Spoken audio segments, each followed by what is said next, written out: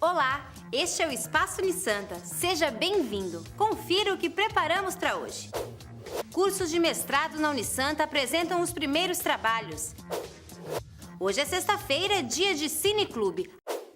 Os alunos dos cursos de mestrado na Unisanta apresentaram as primeiras dissertações. Acompanhe como eles se saíram. Foram 20 meses de pesquisas até chegar à apresentação.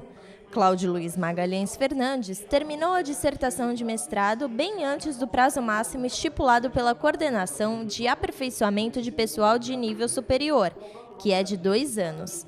Ele é o primeiro aluno a apresentar a tese de mestrado de Engenharia Mecânica da Unisanta. Eu já fui aluno da Unisanta e sempre tive uma simpatia muito grande. E devido a isso, quando apareceu esse mestrado, eu já engatei direto para fazer o mais rápido possível, né? O nome da Unisanta facilitou a parceria com uma das empresas, da Altos. A Altos foi uma empresa que se interessou pelo programa e comigo, com contato, nós acabamos pegando esse material emprestado da própria empresa para fazer a tese de mestrado, né? Uma outra situação também foi que, como a parte de engenharia da Unisanta também é muito boa, nós conseguimos, através dos professores também, um contato com os laboratórios, principalmente do Deovaldo, né? Professor Deovaldo e também o laboratório de elétrica e eletrônica do professor Maurício, alguns materiais que a gente pudesse implementar na nossa planta piloto. A dissertação trouxe pesquisas de interesse estratégico da economia regional e do país, especialmente das indústrias de Cubatão, do pré-sal e do Porto de Santos. Na área industrial, tem se utilizado bastante os controladores lógicos programáveis para as máquinas operatrizes nas indústrias. E o Cláudio vem trazer, dentro das normas técnicas que normatiza esses aparelhos, que são chamados de controladores lógicos programáveis, ele vem trazer uma aplicação de uma lógica não clássica, que é uma inovação nessa área industrial. Eu trabalho na área de automação, sempre trabalhei na área de automação. Hoje, cada dia mais, os controladores programáveis estão sendo distribuídos para as empresas e pelas indústrias, e precisava alguma coisa que melhorasse um pouco essa qualidade, né? A forma de comunicação deles. E esse tipo de programação é uma programação modular que foi implementada, que vai facilitar a vida do usuário no futuro. Essa é a ideia. Depois da dissertação do curso de Engenharia Mecânica, chega a hora de nova tese ser apresentada. Antônio Iris Maza é mestrando em Ecologia. O tema do trabalho é a absorção de corantes catiônicos em solução aquosa, utilizando resíduo de bagaço de cana. O aluno identificou que esse resíduo obtido após a queima do bagaço da cana consegue absorver corantes presentes na água se esses corantes forem polares, ou seja, possuírem cargas elétricas positivas e negativas. O trabalho versou a utilização de um material até hoje que era um lixo, era um descarte, que é um resíduo obtido da produção do álcool e do açúcar, né, um bagaço da cana, e ele se mostrou apto a, sem nenhum tratamento prévio, uma preparação prévia, ser utilizado como absorvedor desses corantes. Então, os corantes ou os efluentes contaminados com os corantes passariam através de um leito contendo esse resíduo, que até o momento eram descartados em lixões, em aterros. Esse resíduo absorve o corante, deixando o efluente apto a ser colocado no meio ambiente sem causar nenhum impacto. Após toda a explicação e análise da banca examinadora, mais um trabalho aprovado. Primeiro eu conheci o produto, fiz muita pesquisa bibliográfica para saber se já havia algum estudo sobre o assunto. Existiam já alguns estudos sobre carvões ativados, não materiais que já eram aproveitados diretamente. E com isso nós fomos estudando, fazendo os testes experimentais para chegar num determinado ponto para poder fazer isso cientificamente.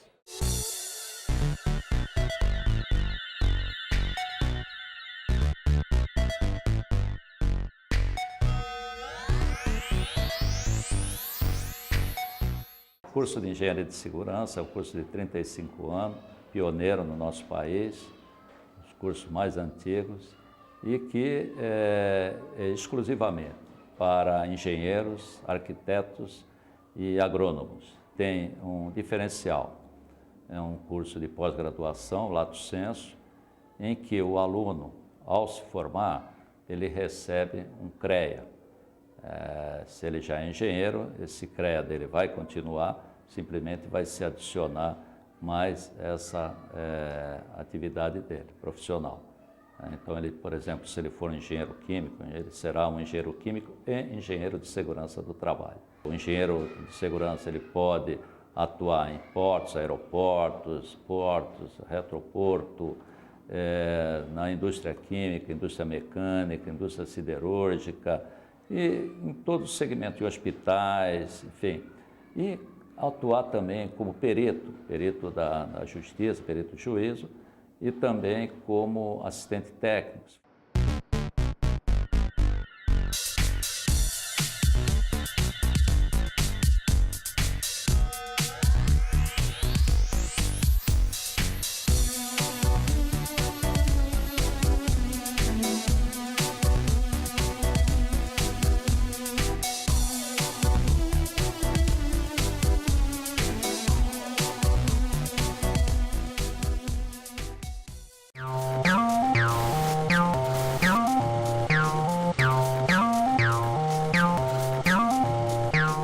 Essa história começou há muito tempo, em 1902. A primeira pessoa a utilizar efeitos especiais nas produções cinematográficas foi Georges Méliès, em Viagem à Lua. O curta-metragem contava com técnicas inovadoras, como sobreposição, fusão e exposição de imagens. E tudo foi descoberto por Méliès ao acaso, quando o obturador de sua câmera travou. A partir de então, pode-se dar um salto no tempo até a primeira versão de King Kong, na década de 30. O filme elevou a qualidade do stop motion, uma técnica em que se divide o filme quadro a quadro. Para exemplificar, é como pegar várias fotografias e colocá-las em sequência, criando uma sensação de movimento dos personagens. Por isso que os gestos do macaco parecem sair meio travados. Ah, e o nosso gorila era um boneco articulado.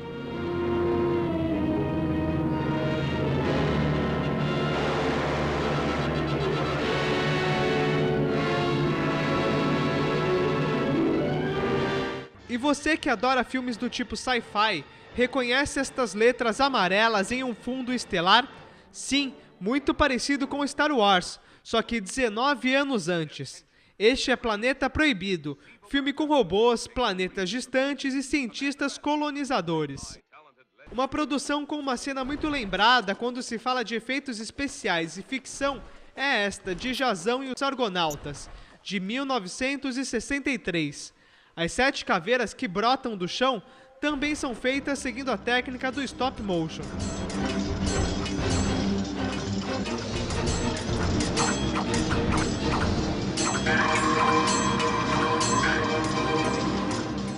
Mais um grande salto no tempo e chegamos finalmente ao primeiro filme da saga Guerra nas Estrelas.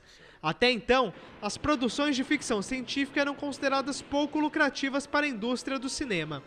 Mas George Lucas provou o contrário com este longa, que possui fãs até os dias de hoje. Além disso, este episódio de Star Wars foi a primeira produção a contar com efeitos especiais por meio de computadores. I've been waiting for you, Obi-Wan. We meet again at last. The circle is now complete. When I left you, I was but the learner. Now I am the master. Only a master of evil, Darth.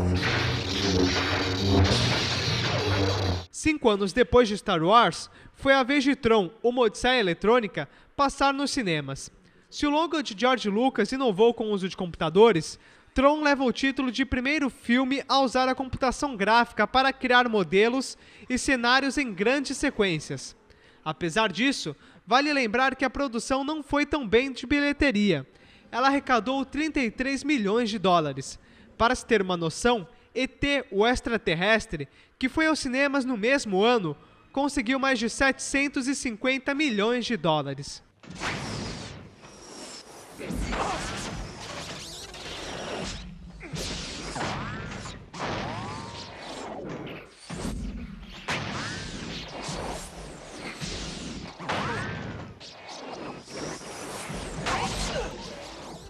Tudo bem, você pode até não gostar dessa cara mal encarada do Arnold Schwarzenegger em O Exterminador do Futuro 2, O Julgamento Final.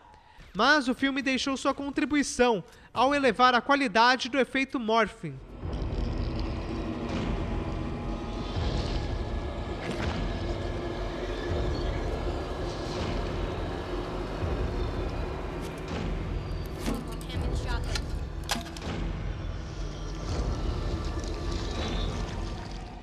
Quando se pensa em ficção científica, é quase impossível não se lembrar de Matrix.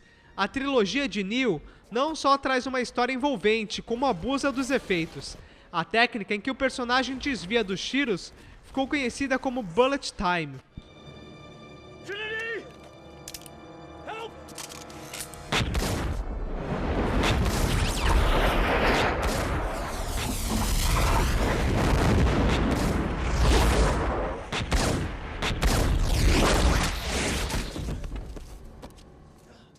O efeito mais atual criou o filme Avatar. Ela é chamada de motion capture. Basicamente, os atores colocam roupas especiais com sensores que captam seus movimentos. A atuação é depois passada para o computador, já com a textura e formato dos personagens. My brothers, sisters, and we will show the sky people that they cannot take whatever they want, and that this is our land.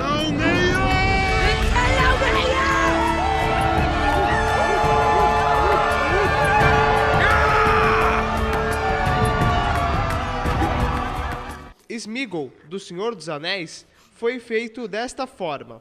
Master's my friend. You don't have any friends. Nobody likes you. Not listening. Not listening. You're a liar. And a thief. Assim como Caesar, do Último Planeta dos Macacos, e outros filmes totalmente em animação, como A Lenda de Beowulf e Expresso Polar. E agora, qual será o próximo efeito a se destacar? Será que o cinema ainda pode proporcionar experiências de ficção científica mais reais? Só nos resta esperar e aguardar os filmes na telona.